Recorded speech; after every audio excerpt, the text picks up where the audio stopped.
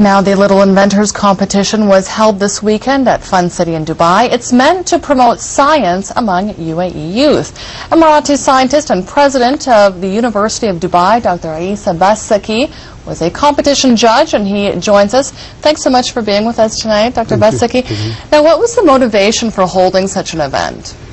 Well, if you look at UAE, there is a process of transforming the economy to a knowledge-based economy.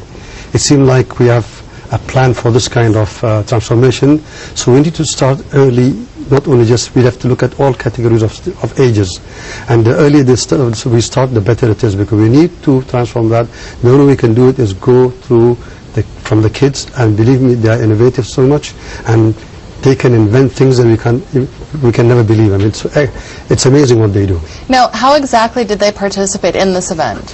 Well, first of all, of course, we announced this to the schools, and then the schools try hard to get something. And when they have those ideas, the children, they go to the parents, they go to the teachers, and what they do is they say, we want to do this, and then they work on it. And after they finish those inventions, that's called, according to their ages, they are inventions. Then they send us, and we look at it, and we approve it, and then from then we start to assess it and review it. And were you surprised by the quality of the work that you saw? I wasn't, because I've been doing this for ages, because Sheikh Latifa Award for Children Innovation, and so many like I do regarding the incubation centers and so on. So I wasn't surprised. The way they did it, the way they have things, it's unbelievable. It's when you look at the child, first of all, you look at the face, the way they talk about it, it looks like they have done something, they've created a new world. So when they look at this thing, and when they see it, that this is something that could affect the world, they explain it so well, and at the same time, I see it, according to their age, it is a real invention. So what were the types of projects they were submitting? You mentioned to me earlier there were some regarding renewable energy? Yes. One of the things that most of the students, anytime we give them projects, they look at chemistry, especially chemical things, and they look at electrical, and they look at renewable energy or clean energy. And there were some that they use, like potatoes to give electricity, lemons to give electricity, plus using wind tower, windmill, or no, actually wind turbines to generate electricity. There was some solar energy, plus electronic things, controlling things, towing cars through using some electronic innovations. There were even power generation. Amazing. There were like 41 projects, and of course more than 41 people.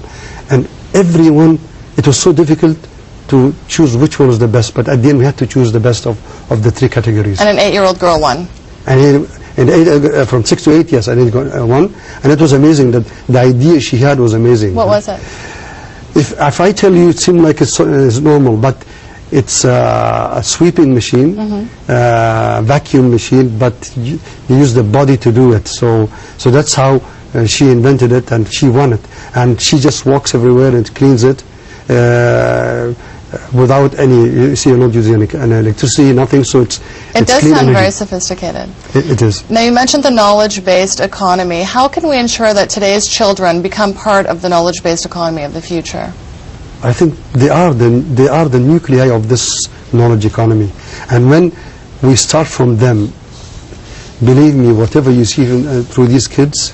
You look at Thomas Edison. He was 6 when he started doing some fire experiments, and he was 16 when he actually invented the electrical cockroach control. He would electrify cockroaches through a device, and he was 16. And at 22 he had the first patent. So I'm saying that kids are the ones who started. If you start from the kid, from childhood, believe me, in the future they become inventors, and they will create knowledge. When you create knowledge, you become a knowledge-based society. So what is the best way for parents, let's say, to encourage their children to take part in science? Hands-on experience. Try to, if you see something, some special talents in a child, give that child, him or her, whatever he or she needs, so that actually they can use their hands-on experience to do something. And when they use their hands-on, and they think out of the box, something comes out of it. So parents should always look at their capabilities, and when they see them, I'm not talking in technology, it could be in literature, in whatever, in music, but at the end, there are some talents available, we need to discover them, and they should put the right environment in the house, plus in the school also. That's what happened. The ICT fund was funding schools to do some labs for these kind of children to do a hands-on experience. So nurture their talents. Thanks so much for joining us tonight, Dr. Eesa Bastaki. Thank you for coming.